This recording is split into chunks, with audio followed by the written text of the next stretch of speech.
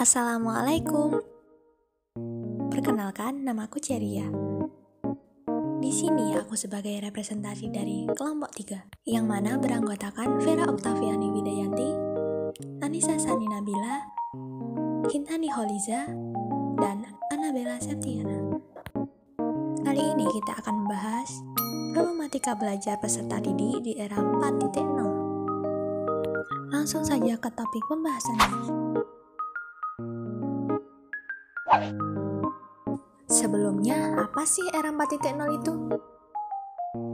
Pada hakikatnya, era 4.0 merupakan penggabungan teknologi fisik dan digital melalui proses analitik, kecerdasan buatan, teknologi kognitif, dan Internet of Things.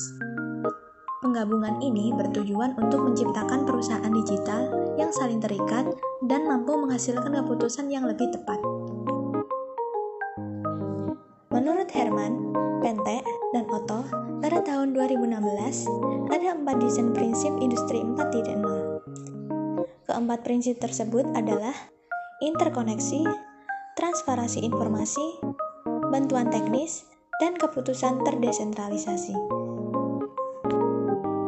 Pertama, interkoneksi atau sambungan, yaitu kemampuan mesin, perangkat, sensor, dan orang untuk terhubung dan berkomunikasi satu sama lain melalui Internet of Things atau Internet of People.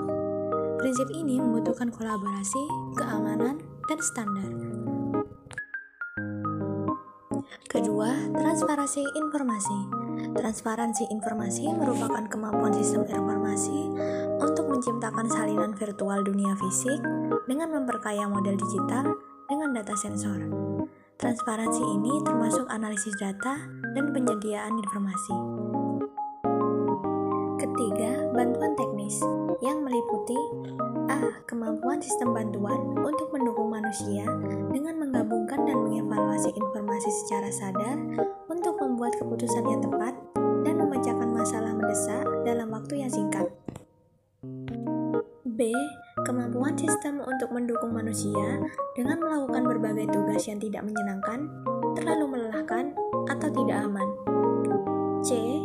Meliputi bantuan visual dan fisik. Keempat adalah keputusan terdesentralisasi. Bagian ini yang dimaksud adalah kemampuan sistem fisik maya untuk membuat keputusan sendiri dan menjalankan tugas seefektif mungkin. Inovasi yang menghasilkan pendidikan 4.0 berfokus pada pengembangan dan keterampilan untuk membuat pembelajaran di masa depan menjadi konsumisasi, hiper, cerdas, portable, terbuka, dan virtual. Lalu, bagaimana dengan pembelajaran di era 4.0? Apa saja problematika dalam pembelajaran peserta didik di era 4.0 yang terhadang pandemi? Konsep pembelajaran dalam dunia pendidikan di era revolusi 4.0 tentunya meningkatkan kemampuan serta kualitas pola literasi baru, literasi data, teknologi, dan manusia yang mengaungkan pembelajaran berbasis jaringan atau yang dikenal dengan istilah blended learning. Blended learning merupakan pembelajaran yang memadukan face-to-face learning dengan sistem online.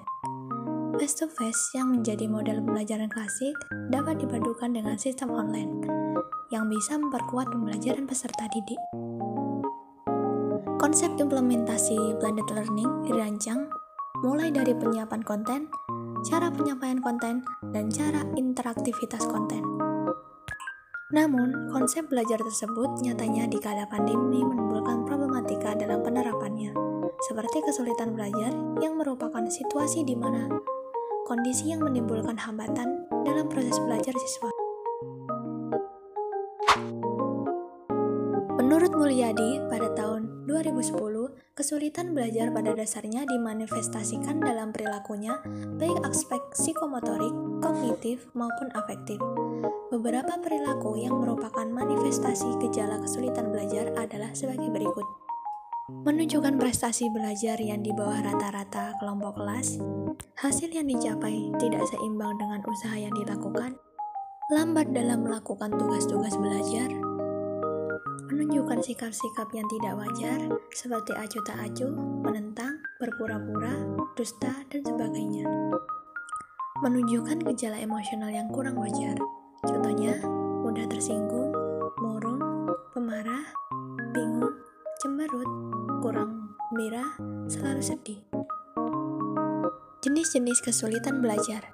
Menurut Mulyono, pada tahun 2012, kesulitan belajar secara umum dibagi menjadi dua. Yang pertama adalah kesulitan belajar yang berhubungan dengan perkembangan. Kesulitan ini mencakup gangguan perhatian, ingatan, motorik, dan persepsi, bahasa, dan berpikir. Yang kedua adalah kesulitan belajar akademik, yang mencakup kesulitan membaca, menulis, dan berhitung atau matematika. Faktor kesulitan belajar ada dua, yaitu faktor internal dan faktor eksternal. Faktor internal meliputi yang pertama faktor fisiologis, yang berupa kurang sehat, sakit, ataupun cacat. Biasanya hal ini akan mempengaruhi bagaimana performa siswa atau peserta didik dalam menyerap materi yang akan dipelajari. Yang kedua adalah faktor psikologis, yang biasanya menyangkut intelijensi, bakat, minat, motivasi, kesehatan mental, dan juga mencakup tipe-tipe khusus belajar. Yang ketiga adalah cara belajar. Hal ini menyangkut efisiensi belajar yang meliputi waktu belajar yang tepat, frekuensi atau seberapa seringnya belajar, cara mempelajari sesuatu, dan bagaimana peserta didik mengerjakan tugas. Lalu faktor eksternal biasanya dari lingkungan sekitar seperti lingkungan keluarga, lingkungan sekolah, dan lingkungan masyarakat. Selanjutnya akan dihadirkan contoh problematika atau dampak pandemi dalam belajar peserta didik di era 4.0 dalam bentuk wawancara oleh Kintani. Di sini saya Kintani Eliza berada di SMP Negeri 1 Rambimuji. Di sini saya akan mewawancarai beberapa siswa tentang dampak yang terjadi akibat pandemi di pembelajaran. Di sini saya dengan Natasha, biasa dipanggil Caca. Nama saya Kirana Novia Permatasari, biasa dipanggil Kirana. Saya mau bertanya sedikit tentang apa sih dampak pandemi buat kamu pada pembelajaran. Dampak negatif yang saya rasakan itu saya semakin malas belajar dan gampang untuk memilihkan tentang pelajaran yang harus saya lakukan. Saya jadi nggak paham tentang pelajaran karena dijelaskan melalui online. Selain itu, saya sering main HP sehingga tugas-tugas terlalaikan. Saya merasa pembelajaran kurang efektif karena dilakukan secara pribadi dan juga saya kurang paham. Jadi kalau gurunya menjelaskan secara online jadi tidak paham dan mungkin menyepelekan ya karena mungkin Zoom dan sebagainya, jadi kayak tinggal tidur aja lah.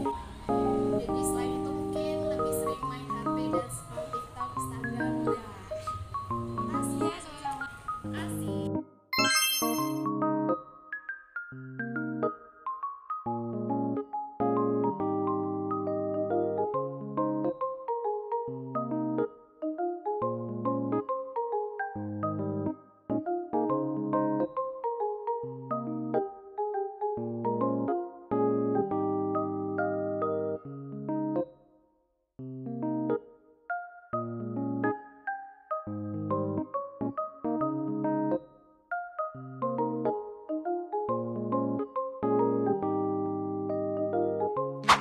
Sekian pemaparan materinya. Wassalamualaikum.